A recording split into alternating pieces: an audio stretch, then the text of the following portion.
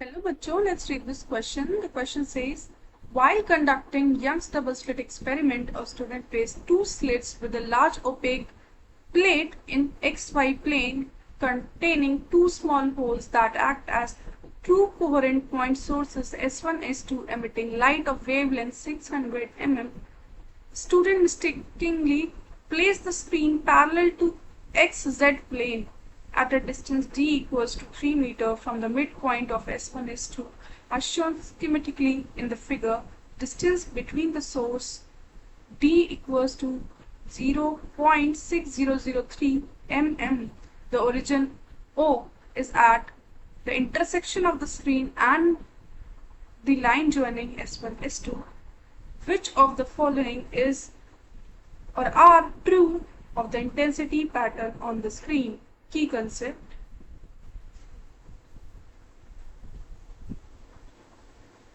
की कॉन्सेप्ट रहेगा हमारा यंग्स डबल स्लिट एक्सपेरिमेंट.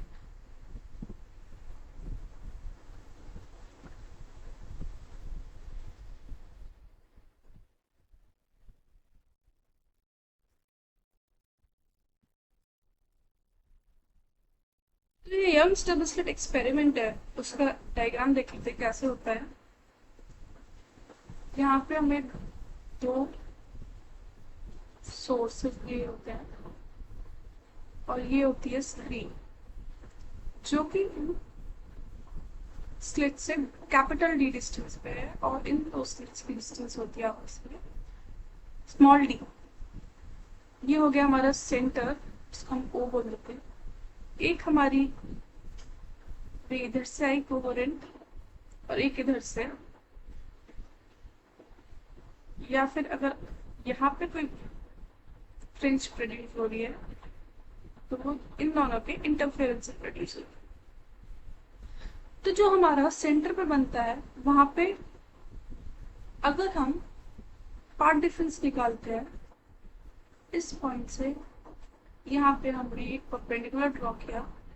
ये जो है ये है हमारा पार्ट डिफरेंस, इसको हम डेल्टा एक्स बोलते हैं और ये हो गया थीटा एंगल.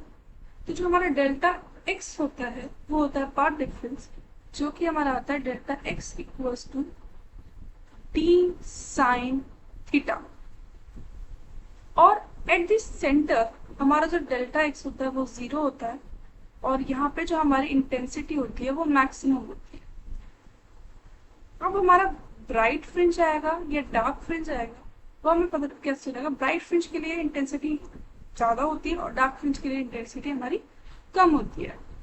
अब जो हमारे ये पार्ट डिफरेंस आया है delta x equals to d sine theta, अगर हमारा एंगल जो है वो काफी ज्यादा स्मॉल है, अगर हमारा थीटा बहुत ज्यादा स्मॉल है तो हमारा जो डेल्टा एक्स हो जाएगा वो डेल्टा एक्स बराबर हो जाएगा डी के.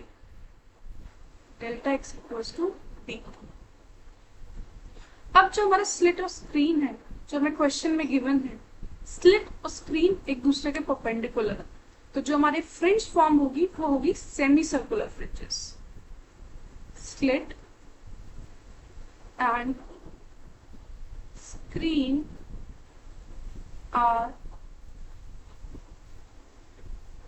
perpendicular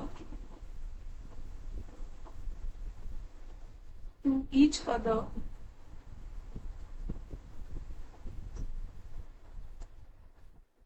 so fringes will be semicircular.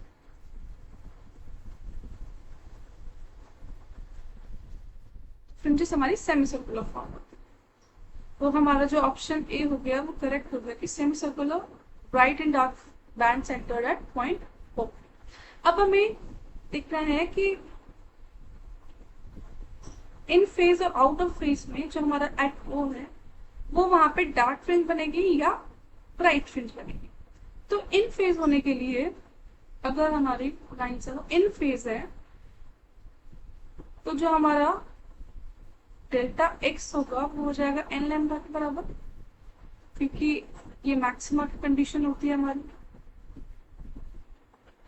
और यहाँ पर हमारा जो एम्पलीट्यूड और इंटेंसिटी होते हैं वो दोनों ही मैक्सिमम होते हैं इस कंडीशन के लिए. अगर हम डी बाय लैम्डा निकालें d by lambda equals to 0.6003 into 10 raised to the power -3 values हमें गिवन है क्वेश्चन में 600 into 10 raised to the power -9 तो हमारी जो डी बाई लैम्डा की वैल्यू आएगी वो आएगी 1000.5 ये हो गया हमारी डी बाई लैम्डा की वैल्यू। अगर हम एट ओ पॉइंट जो कि सेंटर है वहां पे निकालते हैं एट ओ पे हमारा d इक्वल्स टू लैम्डा हो जाएगा और d इक्वल्स टू हमारा d क्या है 1000.5 तो इसको हम कैसे लिख सकते हैं 1000 प्लस 1/2 लैम्डा ऐसे लिख सकते हैं ब्रेक करके। तो यहाँ पे जो हमारी कंडीशन आ रही है वो n लैम्डा के इक्वल होना चाहिए तो हमारा इन फेज की कंडीशन आ जाती है तो हमारे यहाँ पे ब्राइट फ्रीक्वेंसी मैक्सिमा बनता। पर यहाँ पे हमारा आ रहा है 1000 plus lambda by 1000 lambda plus lambda by. अब जो हमारी कंडीशन होती है आउट ऑफ फेज की,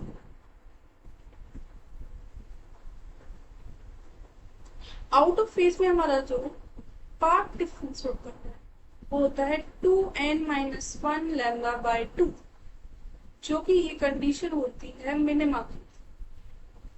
और यहाँ पे जो इंटेंसिटी होती है वो 0 हो जाती है। जो डेल्टा एक्स आता है वो मल्टीपल आता है ऑड मल्टीपल जैसे lambda by 2 3 lambda by 2 5 lambda by 2 इस तरह से चलता है। So at O we will get dark क्योंकि वहां पे जो मल्टीपल आ रहा है वो